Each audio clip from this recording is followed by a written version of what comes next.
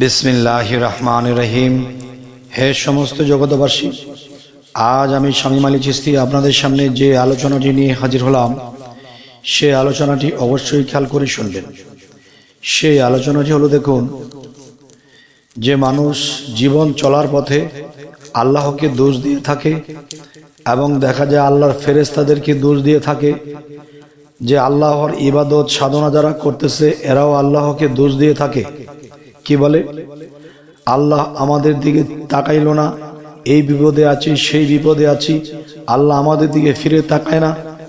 আর আমি শামীম আলী চিশতি অবশ্যই বলবো, প্রত্যেক দিন আল্লাহ আপনার দিকে তাকিয়ে আছে। প্রত্যেক দিন আল্লাহ জানতে চাইছে যে আপনারা আল্লাহর কাছে সেই সাহায্য চান কিনা। প্রত্যেক দিন আল্লাহ আপনাকে সাহায্য করতে চেয়ে শেষে দেখতেছে আপনি আপনার নিজের মতো করে চলছেন, নিজের জ্ঞানের মতো করে চলছেন। আল্লাহর যে একটা ভাব নমুনা আপনাদের মধ্যে নেই, আল্লাহর উপরে যে একটা ভরসা বিষয় আছে সেটাও আপনাদের মধ্যে নেই। যার ফলে কি ঘটনা ঘটে, শেষে দেখা যায় দুনিয়াবি চিন্তা ভাবনা করেছেন, সামাজিকভাবে চিন্তা ভাবনা করেছেন, আপনার ভিতরে আত্মজ্ঞান নেই, আপনার ভিতরে সে আল্লাহত্বকে একটা বিশ্বাসের বিষয় সেটাও নেই। এখন দেখা যায় আল্লাহর ইবাদত করলেই কিন্তু আল্লাহর প্রতি বিশ্বাস হয় না। বিশ্বাস কিন্তু অনেক প্রকারে রয়েছে। দেখুন, আপনি আল্লাহর কাছে বলেছেন বা নাই বলেছেন, কালকে আপনি 10 লক্ষ টাকা নিয়ে আপনি একটা ব্যবসার মধ্যে খাটিয়ে আপনি দেখেছেন যেখানে 10 লাখ টাকা ইনভেস্ট করলে 6 মাসের মধ্যে আপনি কোটিপতি হয়ে যাবেন। তখন দেখা যায় কি, সে আপনি যেই রাত্রে চিন্তা ভাবনা করেছেন, সকালে ঘুম থেকে ওঠার আগে আপনার মধ্যে ইঙ্গিত এসে গেছে, সেই ইঙ্গিত কিন্তু আপনি বুঝেননি। আপনাকে কি ইঙ্গিত দেখানো হয়েছে? যে দেখতেছেন একজন ব্যক্তি বিরাট ব্যবসায়ী, তার সাথে আরেকজন অনেক টাকা পয়সা দিয়ে সেখানে লিঙ্ক করবে এবং তার মতো সে কোটিপতি হয়ে যাবে, এবং এরকম করে সেই লোকটি সেখানে টাকা ইনভেস্ট করতেছে। তো সেই লোকটি টাকা ইনভেস্ট করার পরে সেই লোকটিকে রাস্তার মধ্যে পড়ে থাকতে দেখে। তখন এরকম একটা স্বপ্ন আপনি কেন দেখলেন? যেই ব্যক্তি রাস্তায় পড়ে আসে, কিন্তু সেই ব্যক্তির বিষয় কিন্তু এটা নয়, কারণ বিপদ যদি সেই ব্যক্তির হতো তাহলে সেই ব্যক্তি দেখতো, আপনি কেন দেখলেন? সমস্যাটি আপনার। তো এখন আমি যে কথাটি বলবো, যে দেখেন, একজন কামেল মুর্শিদের কাছে গেলে সকালবেলা ঘুম থেকে ওঠার পরে আপনি জানতে পারবেন যে আজকে আপনি সেখানে সে ইনভেস্ট করবেন কিনা। যে লক্ষ লক্ষ টাকা আপনি ইনভেস্ট করবেন কিসের উপরে নির্ভর করে? বিশ্বাসের উপরে। আর বাহ্যিকভাবে যা কিছু দেখেছেন তার উপরে আপনি নির্ভর করে এটাকে আপনি ইনভেস্ট করবেন। পরে দেখবেন 1 ঘন্টা পরে যখন ফোন দিয়েছেন, তখন দেখবেন ফোন আর ধরে না, বা যেই কাজের জন্য দিয়েছেন সেই কাজের স্থানে গিয়ে থাকেন সেখানে কিছুই নেই।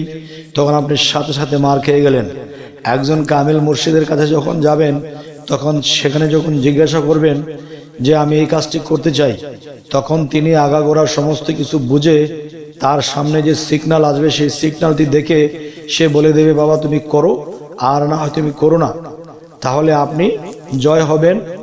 আর যদি আপনি এরকমভাবে পরামর্শ ছাড়া করেন, তাহলে আপনি ইহকাল পরকালের সব জায়গায় ধরা খেয়ে যাবেন। দেখেন, একটা মধ্যবিত্ত মানুষ হঠাৎ করে যদি 10 লক্ষ টাকা মার খেয়ে যায়, সে কিন্তু পাগল পাগল হয়ে যায়। তাই আমি বলতে চাই, হে সমস্ত জগতবাসী, যে সূরা কাহাফের মধ্যে যে আল্লাহ বলেছে, যারা আমার মুর্শিদকে ধরলো না, বুঝলো না, মানলো না, তারা পথভ্রষ্ট। সেটা পথভ্রষ্ট কিভাবে? দেখেন, প্রত্যেকটা জিনিসের মাস্টার লাগে, প্রত্যেকটা জিনিসের দেখা যায় শিক্ষণীয় বিষয় লাগে, যে গুরু দরকার হয়, মুর্শিদ দরকার হয়। দেখা যায় বাহ্যিকভাবে আপনি যে মাস্টারের কাছে আছেন, সে আপনাকে পড়ালেখার দিক নির্দেশনা দিয়েছে, সেভাবে করেছেন, পরীক্ষায় পাশ করেছেন। কিন্তু দেখেন, আধ্যাত্মিক বা রুহানি জগতের দিক নির্দেশনা একমাত্র আপনার আত্মার পিতাই দিবে, কারণ আপনার মুর্শিদই দিবে। তখন তিনি কিন্তু, একটা কথা বলা আছে, মাওলানার শব্দের অর্থ জানলেওয়ালা। একটা জানলেওয়ালা হলো বই খাতা পড়ে এবং হাদিস গ্রন্থ পড়ে সে অনেক কিছু জেনেছে, এ হলো এক জানলেওয়ালা। আরেকটি জানলেওয়ালা হলো আপনার সামনে কি হবে, পিছে কি হবে, মধ্যে কি হবে, চলতে গেলে এই ভাবে অবশ্যই, তবে আমার এই কথাটি মানুন, অবশ্যই তিনি যদি একজন কামিল মুর্শিদের শরণাপন্ন হয়, এবং তার কাছে জিজ্ঞাসা করে কাজ করে, তখন সে কখনোই ধরা খাবে না। তো আমি বলবো, যারা মুর্শিদ না ধরেছে তারাও কিন্তু স্বপ্নযোগে অনেক কিছু দেখে। সেই স্বপ্নযোগে দেখার উদ্দেশ্য কি? আল্লাহ কাউকে ঠকায় না। আপনি রাতের বেলায় অবশ্যই দেখেছেন, যা কিছু দেখেছেন এতে আপনি কালকে যে কাজটি করবেন সেই কাজটি করবেন কি করবেন না, ভালো হবে না মন্দ হবে, সেটা কিন্তু আপনার কাছে খবর এসে গেছে, কিন্তু আপনি সেই খবরটি বোঝেননি। না বোঝার কারণে আপনার মনের চিন্তা মতো আপনি কাজ করেছেন। তখন কি হয়েছে? আপনি সেখানে গিয়ে ধরা খেয়ে গেছেন। তখন কি আল্লাহকে বকবেন? না, আল্লাহ সবসময় নির্দোষ, আল্লাহ কখনো দোষী নয়। আমাদের দোষে আমরা হয়ে যাই ক্ষয়, তবুও রাখি না আল্লাহর প্রতি ভয়। হে শামীম আলী চিশতির কথা যদি আপনাদের মন মতো হয়, তবে আজকের এই কথাগুলো আপনি অবশ্যই অবশ্যই মনের অন্তরে নেবেন। এখন দেখেন, স্বপ্নের ব্যাখ্যার জন্য একজন নবী ইউসুফ আলাইহিস সালামকে পৃথিবীতে আল্লাহ পাঠিয়ে দিয়েছে। এই স্বপ্নের ব্যাখ্যা তিনি যা কিছু বলে দিতেন তাই ঘটে যেত। তাহলে সেই কিছু গুণ ক্ষমতাও কিন্তু কামেল মুর্শিদের মধ্যে আছে। তিনি স্বপ্নের ব্যাখ্যাটাও দিবে, এবং তিনি সেই স্বপ্নের ব্যাখ্যাটা যদি নাও দেয়, তবে আপনি সামনে কি করবেন সামনের বিষয়গুলো তিনি এলমে লাদুনের মাধ্যমে জেনে আপনাকে বলে দিবে। তখন আপনার ক্ষয়ক্ষতি হবে না। দেখেন, একটা মানুষ যদি হঠাৎ করে 10-15 লক্ষ টাকা মার খেয়ে যায়, তখন কিন্তু দুনিয়াবি তিনি মাটিতে গড়াইতে শুরু করে আর বলে আমার দুনিয়া দাঁড়িয়ে গেছে, আমার ইবাদত গেছে, সব কিছু গেছে। আর যদি আপনার ব্যবসা লাভ করতেন, ভালো কিছু পাইতেন, তখন কি হতো? তখন দেখা যায় আপনার আল্লাহর ইবাদত ঠিক থাকতো, গরিব মিসকিন দিকেও দেখতেন, আপনার দিন দিন আরো উন্নতি হতো। কিন্তু এর কিছুই হলো না। তাহলে আপনার ইহকাল পরকাল সমস্ত কিছু নষ্ট হয়ে গেল। তাই বলবো, হে সমস্ত জগতবাসী, এই জন্য কিন্তু আল্লাহ বলেছে, হে রাসূল, আপনার হাতের উপরে যারা হাত দিছে তাদেরকে বলে দিন, তাদের হাতের উপরে আমি আল্লাহর হাত আছে। সূরা ফাতা 10 নম্বর আয়াত। এবং সূরা কাহফের মধ্যে আল্লাহ মুর্শিদের কথা বলেছেন, যারা এই মুর্শিদকে এড়িয়ে চলবে, তখন তারা দেখা যায় কি যে সে অনেক কিছু থেকে বঞ্চিত হয়ে যাবে।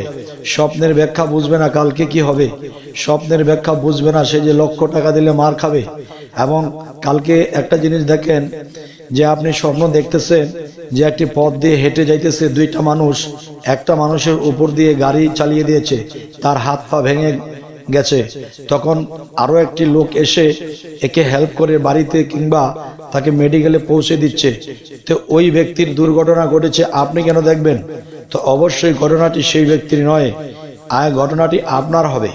যদি আপনারই এই ঘটনা হয়, তাহলে অবশ্যই অন্তরে রাখেন ভয়, এবং স্বপ্নের ব্যাখ্যাগুলো যদি না জেনে মানুষ চলে, তাহলে জীবন ইহকালের এবং পরকালের হয়ে যাবে ক্ষয়।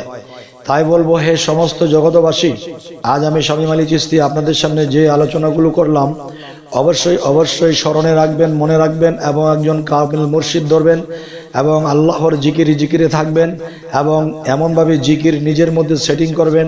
হাঁটা চলা খাওয়া দাওয়া সবসময় যখন আপনার মধ্যে জিকির রাখবেন, তখন সেই জিকির অবস্থায় যদি আপনার মৃত্যু হয়, তাহলে ইহকাল পরকাল আপনি ধন্য হয়ে গেলেন। অবশ্যই আমাদের এই আলোচনা যদি আপনাদের ভালো লাগে, সাবস্ক্রাইব করে নেবেন, এবং পরবর্তীতে কি ধরনের আলোচনা চাইছেন তাও জানাবেন। সকলেই ভালো থাকবেন। আল্লাহ হাফিজ।